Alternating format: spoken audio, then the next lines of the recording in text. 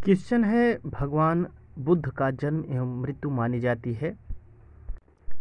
तो ऑप्शन में है 557 ईसा पूर्व एवं 477 ईसा पूर्व, 570 ईसा पूर्व एवं 377 ईसा पूर्व, 657 ईसा पूर्व एवं 577 ईसा पूर्व, 257 ईसा पूर्व एवं 189 ईसा पूर्व। तो कौन सा ऑप्शन सही होगा आपके हिसाब से? यहाँ पे देखें तो भगवान बुद्ध का जन्म एवं मृत्यु मानी जाती है 557 वर्ष पूर्व से 477। देखिए ऑप्शन जो होता है वो थोड़ा सा इधर उधर हो सकता है, लेकिन जो रियल है उसके कौन सा करीब है, तो ये ऑप्शन सही है। ठीक है, आगे क्वेश्चन है, उमग जातक ग्रंथ के अनुसार यक्ष चित्र कर्म करते थे, यक्ष शब्द किसके लिए प्रयोग किया जाता था? तो ऑप्शन में है दिव्य व्यक्तियों के लिए, साधारण व्यक्तियों के लिए, या तो यहाँ पे देखेंगे तो यक्ष शब्द दिव्य व्यक्तियों के लिए प्रयोग किया जाता था। उमग जातक ग्रंथ के अनुसार यक्ष चित्र कर्म करते थे, यक्ष शब्द दिव्य व्यक्तियों के लिए प्रयोग किया जाता था। आगे क्वेश्चन है, हाथियों हथनियों के चित्रों को असली हाथी समझकर सिंहों ने नाखूनों से उनके वक्षस्थल विदीर्ण कर डाले, यह उल्लेख किस ग्रंथ में मिलता है? महाभारत में, रामायण में, रघुवंश में, या बौद्ध ग्रंथ में? किस में मिलता है? तो रघुवंश महाकाव्य में मिलता है, रघुवंश में मिलता है, यानी सी ऑप्शन सही है। आगे क्वेश्चन है, क्षेमेंद्र की प्रसिद्ध कृति है औचित्य विचार चर्चा, उज्ज्वल नीलमणि, गीत गोविंद, रस मंजरी। तो क्षेमेंद्र की प्रसिद्ध कृति जब देखें तो औचित्य विचार चर्चा है, यानी ये ऑप्शन सही है। आगे क्वेश्चन है, कला विलास नामक पुस्तक के लेखक कौन है? कला विलास नामक पुस्तक के लेखक कौन है? बिहारी, केशव, मतीराम, क्षेमेंद्र। तो क्षेमेंद्र कला विलास नामक पुस्तक के लेखक हैं, डी ऑप्शन सही है। आगे क्वेश्चन है, क्षेमेंद्र ने कायस्थों से संबंधित कितनी कलाएं मानी है? ऑप्शन में है 100, 32, 10, 16। तो क्षेमेंद्र ने कायस्थों से संबंधित 16 कलाओं को माना है, यानी डी ऑप्शन सही है। आगे क्वेश्चन है, क्षेमेंद्र ने धर्म, अर्थ, काम और मोक्ष से संबंधित कितनी कलाओं को माना है? ऑप्शन में 32, 100, 64, 16। तो क्षेमेंद्र ने धर्म, अर्थ, काम, मोक्ष से संबंधित 32 कलाओं को माना है, यानी ए ऑप्शन सही है। आगे क्वेश्चन है, मानसोल्लास नामक ग्रंथ के रचयिता कौन है? मानसोल्लास नामक ग्रंथ के रचयिता कौन है? ऑप्शन है बाणभट्ट, जयदेव, बाणभट्ट, जयदेव, बिहारी, सोमेश्वर। कौन है? तो मानसोल्लास नामक ग्रंथ के रचयिता सोमेश्वर हैं, यानी डी ऑप्शन सही है। आगे क्वेश्चन है, गीत गोविंद किसकी रचना है? जयदेव की, सूरदास की, तुलसीदास की, बिहारी की। तो गीत गोविंद जो है जयदेव की रचना है, आप याद कर लीजिएगा, जयदेव की गीत गोविंद, उनका नाम ही याद कर लीजिएगा। ठीक है, गीत गोविंद जयदेव।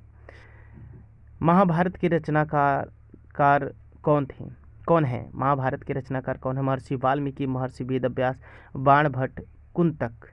बहुत इंपॉर्टेंट क्वेश्चन है। तो महर्षि वेदव्यास महाभारत के रचनाकार, यानी बी ऑप्शन सही है। आगे क्वेश्चन है, महाभारत ग्रंथ का रचना काल माना जाता है 300 ईसा पूर्व, 200 ईसा पूर्व, 400 ईसा पूर्व, या 500 ईसा पूर्व? तो महाभारत ग्रंथ का रचना काल 400 ईसा पूर्व सही है, यानी सी ऑप्शन सही है। आगे क्वेश्चन है, महाभारत में राजकुमार अनिरुद्ध का चित्र किसने बनाया? चित्रलेखा ने, अमृता शेरगिल ने, उषा ने, मंसूर ने। किसने बनाया था महाभारत के राजकुमार अनिरुद्ध का चित्र? तो चित्रलेखा ने बनाया था, यानी ए ऑप्शन सही है। आगे क्वेश्चन है, रामायण में उल्लेखित सीता की स्वर्ण प्रतिमा किस शिल्पी ने बनाई थी? रावण ने, मैं ने, राम ने, लक्ष्मण ने। किसने बनाई थी मैं नामक चित्र प्रतिमा? ठीक है, मैं नामक, ये बी ऑप्शन सही होगा, मैं नामक चित्रकार ने बनाया था। ठीक है, आगे क्वेश्चन है, अष्टाध्यायी ग्रंथ के रचयिता कौन है? मतीराम, अमर्त्य सेन, पाणिनि, भामस। तो अष्टाध्यायी के रचनाकार पाणिनि है। पाणिनि ने अष्टाध्यायी नामक ग्रंथ को लिखा है, यानी सी ऑप्शन सही है। आगे क्वेश्चन है, आचार्य भरत मुनि ने किस ग्रंथ को लिखा है? रामायण, रहस्यमंजरी, सतसई या नाट्यशास्त्र। तो आचार्य भरत मुनि जिन्होंने अपने नाट्यशास्त्र में 8 रसों को प्रधान माना है, 8 ही रस माना है, ठीक है। तो डी ऑप्शन सही होगा, आचार्य भरत मुनि ने नाट्यशास्त्र लिखा है। आगे क्वेश्चन है, भरत मुनि ने अपने ग्रंथ में कितने रसों को माना है? तो 8, यानी सी ऑप्शन मैंने पहले ही बता दिया था। आगे क्वेश्चन है, नाट्यशास्त्र में मूल रंग का उल्लेख है? लाल पीला श्याम या लाल पीला नीला, लाल पीला हरा, लाल पीला सफ़ेद। आपको नाट्यशास्त्र में मूल रंग को बताना है, या नाट्यशास्त्र में भरत मुनि द्वारा लिखा गया नाट्यशास्त्र के मूल रंग कौन से हैं? लाल, पीला और काला, श्याम, ठीक है। यानी श्याम मतलब समझ रहे हैं, काला को ही श्याम कहते हैं, लेकिन वो एकदम गाढ़ा नीला होता है, ठीक है। तो लाल, पीला, श्याम, ये जो है नाट्यशास्त्र के मूल रंग हैं। ए ऑप्शन सही होगा। आगे क्वेश्चन है, मेघदूत एवं रघुवंश ग्रंथ के रचनाकार कौन है? तो ऑप्शन है श्री कुमार, कालिदास, केशव बिहारी। आपको जवाब देना है। तो यहाँ पे रघुवंश महाकाव्य, मेघदूत, रघुवंश, ये जो रचनाकार है कालिदास की ही कृति है। आगे क्वेश्चन है, प्राचीन भारतीय ग्रंथों में जीवन के कितने प्रयोजन बताए गए हैं? 5, 4, 2, 3। भारतीय प्राचीन ग्रंथों में जीवन के कितने प्रयोजन बताए गए हैं? तो 4 प्रयोजन बताए गए हैं, यानी बी ऑप्शन सही है। आगे क्वेश्चन है कि भारतीय चित्रकला है रेखा प्रधान, छाया प्रकाश प्रधान, भावहीन प्रधान या इनमें से कोई नहीं। तो भारतीय चित्रकला रेखा प्रधान है, ठीक है। अजंता की गुफाओं में भी आप देखेंगे। विष्णु धर्मोत्तर पुराण के रचनाकार कौन है? भरत मुनि, मार्कंडेय मुनि, बाणभट्ट, नग्नजित। इसमें पूछा गया है, विष्णु धर्मोत्तर पुराण के रचनाकार मार्कंडेय मुनि हैं। विष्णु धर्मोत्तर पुराण के रचनाकार मार्कंडेय मुनि हैं, यानी बी ऑप्शन सही है। आगे क्वेश्चन है, विष्णु धर्मोत्तर पुराण के किस खंड में चित्रसूत्रम का प्रकरण है? 5वें, चौथे, दूसरे या तीसरे। तो तीसरे प्रकरण में विष्णु धर्मोत्तर पुराण के तीसरे खंड में चित्रसूत्रम का प्रकरण है, यानी डी ऑप्शन सही होगा। आगे क्वेश्चन है, रूपभेद करण है, यानी अंततः ज्योति, दर्शन, आकृति। तो अनंत का कारण है, ठीक है, रूपभेद। आगे क्वेश्चन है कि भाव कला को क्या देता है? बहुत इंपॉर्टेंट क्वेश्चन है, कई बार पूछा है। तो भाव कला को क्या देता है? लय देता है, परिवर्तन देता है, आनंद देता है या अभिव्यक्ति देता है? क्या देता है? तो अभिव्यक्ति देता है। भाव कला को अभिव्यक्ति देता है, यानी डी ऑप्शन सही है। आगे क्वेश्चन है, लावण्य योजना किसे कहते हैं? लावण्य योजना किसे कहते हैं? तो ऑप्शन में है सुंदरता, रूप राशि। तो बी ऑप्शन सही है, रूप राशि, ठीक है। आगे क्वेश्चन बहुत इंपॉर्टेंट है, प्रमाण क्या देता है? ऑप्शन में है लंबाई, माप, वस्तु का ब्यौरा, सुनिश्चित क्या देता है? प्रमाण देखिए बहुत इंपॉर्टेंट है, प्रमाण के बिना कुछ भी नहीं हो सकता, ठीक है। मतलब प्रमाण एक वस्तु का ब्यौरा देता है, किस लंबाई में, किस ऊंचाई में, कितनी गहराई में होता है, वही प्रमाण देता है, ठीक है। तो यहाँ पे वस्तु का ब्यौरा, यानी सी ऑप्शन सही होगा। तो सी ऑप्शन पे क्लिक करेंगे। आगे क्वेश्चन है, सादृश्य का क्या अर्थ होता है? सहायता, आकृति में समानता, चित्रांकित या समाविष्ट क्या होता है? तो आकृति में समानता जो होता है वही सादृश्य कहलाता है। वर्णिका भंग क्या है? ऑप्शन है विविध वर्णों की सम्मिलित भंगिमा, साधना, संयोजन या षडंग। क्या होता है वर्णिका भंग? तो वर्णिका भंग जो होता है विविध वर्णों की सम्मिलित भंगिमा ही वर्णिका भंग कहलाती है, यानी ए ऑप्शन सही है। आगे क्वेश्चन है, भारतीय चित्रकला की विशेषता है सत्यम शिवम सुंदरम या उत्कर्ष एवं उन्नत, अंतःकरण की प्रेरणा, देवी स्वरूप की कल्पना। क्या है? तो अंतःकरण की प्रेरणा भारतीय चित्रकला की विशेषता है। भारतीय चित्रकला की विशेषता अंतःकरण की प्रेरणा है, यानी सी ऑप्शन सही है। आगे क्वेश्चन है, प्रमाण की दृष्टि से कला आचार्यों ने कितने रूप बताए हैं? ऑप्शन में है 5, 4, 3:8। ठीक है, प्रमाण की दृष्टि से कला आचार्यों ने कितने रूप बताए हैं? तो 5 रूप बताए हैं, यानी ए ऑप्शन सही है। आगे क्वेश्चन है, प्रमाण निर्धारण में ताल या इकाई क्या है? ताल एक हाथ है, ताल एक शरीर है, ताल एक गर्दन है, ताल एक सिर है। तो एक ताल को क्या कहा जाता है? यहाँ पे देखिए, ये कहा जा रहा है कि एक ताल क्या है, तो ताल एक सिर है। ठीक है, प्रमाण निर्धारण में ध्यान दीजिएगा, क्वेश्चन को ध्यान से पढ़िए। प्रमाण निर्धारण में ताल या इकाई क्या है? इकाई या ताल क्या है प्रमाण निर्धारण में? तो ताल एक सिर है। ठीक है, यानी डी ऑप्शन सही है। आगे क्वेश्चन है, माइकल एंजेलो ने मानव देहाकृति को कितने भागों में बांटा है? ऑप्शन में है 7, ऑप्शन में है 7 सही 1/2, 8 या 10।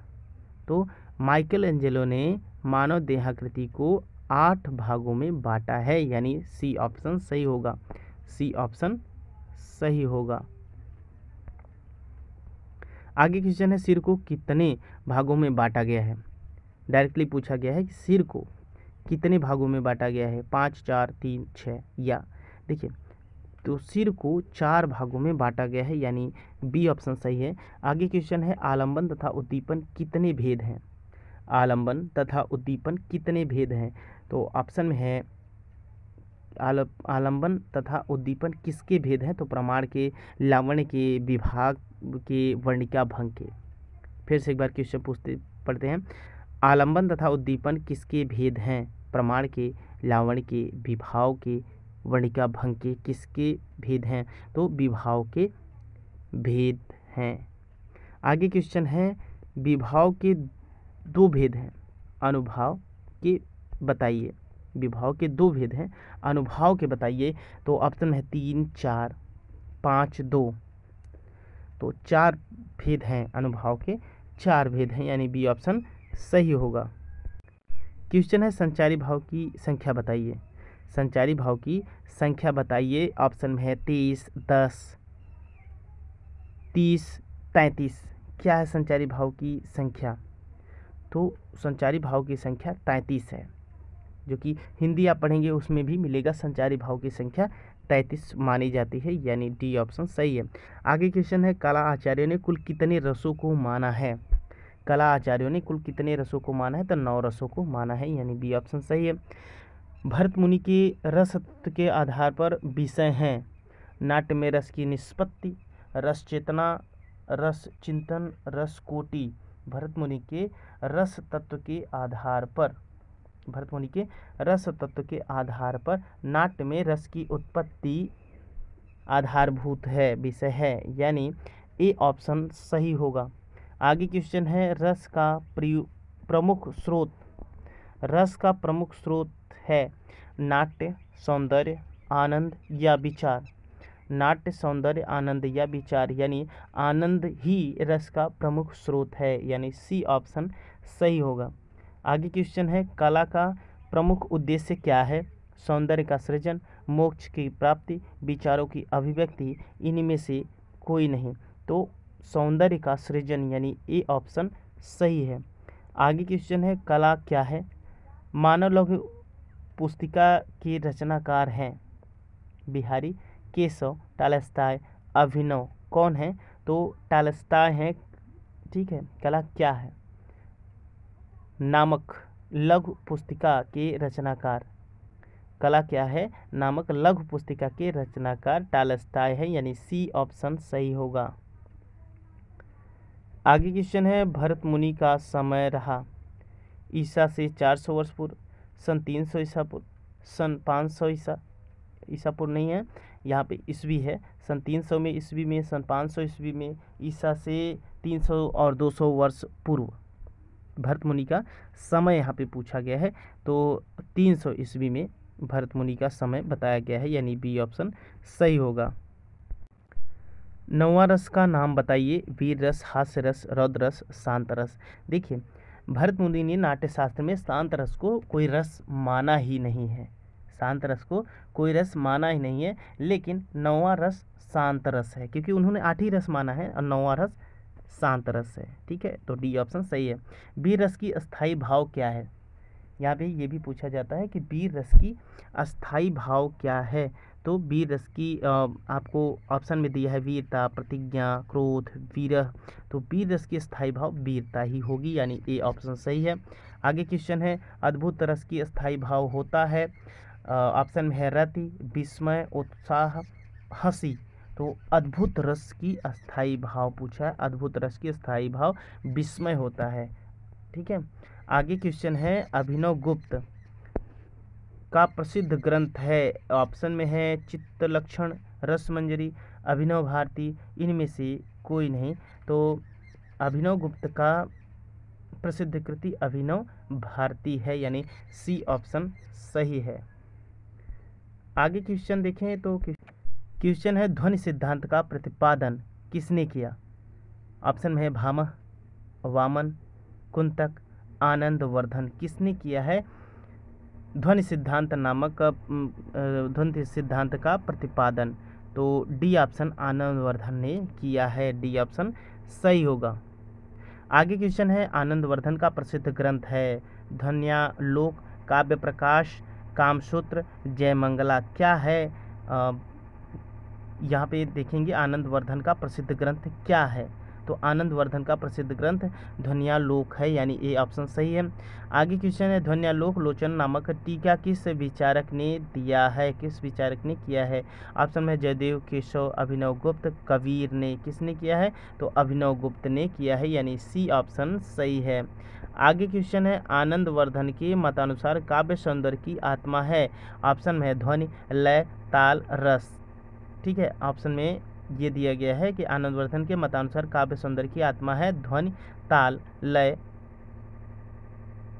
या रस। क्या बताया गया है? तो रस को बताया गया है, यानी डी ऑप्शन सही है। आगे क्वेश्चन है, ध्वनि के कितने प्रकार हैं? ध्वनि के कितने प्रकार हैं? ऑप्शन में है 3, 4, 5, 6। तो ध्वनि के 3 प्रकार हैं।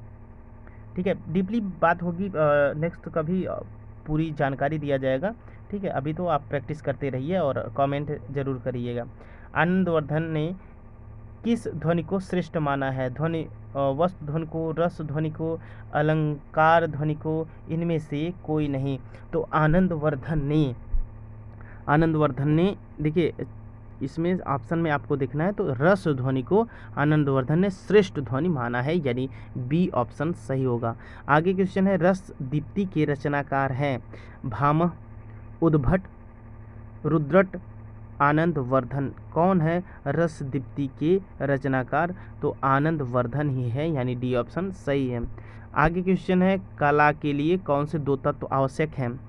आत्म तत्व, रूप तत्व, भाव तत्व, सादृश्य तत्व, प्रमाण तत्व, वर्णिका तत्व, इनमें से कोई नहीं। तो कला के लिए कौन से 2 तत्व प्रमुख 2 तत्व आवश्यक हैं? तो आत्म तत्व व रूप तत्व, यानी ए ऑप्शन सही होगा। आगे क्वेश्चन है, कौन सा लोकप्रिय होने के कारण प्रमुख मानी जाती है? कौन सी कला लोकप्रिय होने के कारण प्रमुख मानी जाती है? काव्य कला, वास्तुकला, मूर्तिकला, चित्रकला। तो यहाँ पे चित्रकला को लोकप्रिय होने के कारण प्रमुख मानी जाती है, यानी डी ऑप्शन सही है। आगे क्वेश्चन है कि कामसूत्र में चित्रकला को किस नाम से संबोधित किया जाता है? आलेख, शिल्प, रूप, भेद, आकृति। किस नाम से संबोधित किया जाता है? आलेख के नाम से संबोधित किया जाता है कामसूत्र के चित्रकला को। ठीक है, कामसूत्र में चित्रकला को। तो ये ऑप्शन सही है। थेरा थेरी गाथा नामक ग्रंथ किस धर्म से संबंधित है? जैन धर्म, इस्लाम धर्म, बौद्ध धर्म, हिंदू धर्म। थेरा थेरी गाथा नामक ग्रंथ के बारे में पूछा जाता है, तो बौद्ध धर्म से संबंधित है। ठीक है, सी ऑप्शन सही होगा। आगे क्वेश्चन है, पत्थर पर जमा हुआ आंसू कहा जाता है? कहा जाता है शक्ति स्थल को, ताजमहल को, पंचमहल को, राजघाट स्मारक को। किसको कहा जाता है? तो ताजमहल को पत्थर पर जमा हुआ आंसू कहा जाता है, यानी बी ऑप्शन सही होगा। आगे क्वेश्चन है, नृत्य संगीत दृष्टिकरण है, यह किसका कथन है? सुनन एलेंगर का, प्लेटो का, अरस्तु का, भरत मुनि का। किसका कथन है? तो ये सुनन लेंगर का कथन है कि नृत्य संगीत का दृष्टिकरण है। ठीक है, ये ऑप्शन सही होगा। आगे क्वेश्चन है, फादर ऑफ एस्थेटिक किसे कहा जाता है? फादर ऑफ एस्थेटिक किसे कहा जाता है? अरस्तु को, सुकरात को, बाउमगार्टेन को, वात्स्यायन को? किसे कहा जाता है फादर ऑफ एस्थेटिक? ठीक है, तो बाउमगार्टेन को फादर ऑफ एस्थेटिक कहा जाता है, यानी सी ऑप्शन सही होगा। आगे क्वेश्चन है, सौंदर्य के कितने पक्ष होते हैं? 1, 2, 3, 4। सौंदर्य के कितने पक्ष होते हैं? तो 2 पक्ष होते हैं सौंदर्य के। आगे क्वेश्चन है, किस दर्शन में सत्यम शिवम सुंदरम के रूप में है कल्पना की जाती है? किस दर्शन में सत्यम शिवम सुंदरम के रूप में कल्पना की गई? चीनी, जापानी, यूनानी या भारतीय? तो भारतीय रूप में सत्यम शिवम सुंदरम की कल्पना की गई है। आगे क्वेश्चन है, कला का प्रमुख उद्देश्य है? ऑप्शन में सौंदर्य का सृजन, मनोरंजन, विचारों का सृजन, कला शिक्षा का प्रचार प्रसार क्या कहा जाता है? तो सौंदर्य का सृजन, कला का प्रमुख उद्देश्य सौंदर्य का सृजन है, यानी ए ऑप्शन सही है। आगे क्वेश्चन है कि किसी एक भारतीय सौंदर्य शास्त्री का नाम बताइए। प्लेटो, अरस्तु, किट्स, राधा कृष्णन? तो राधा कृष्णन डी ऑप्शन सही होगा। आगे क्वेश्चन है, किसी एक पाश्चात्य विचारक का नाम बताइए। प्लेटो, पिकासो, ब्राक, शूरी? तो जहाँ पे प्लेटो हैं जो कि पाश्चात्य विचारक हैं। आगे क्वेश्चन है, युद्ध और शांति नामक पुस्तक किसकी है?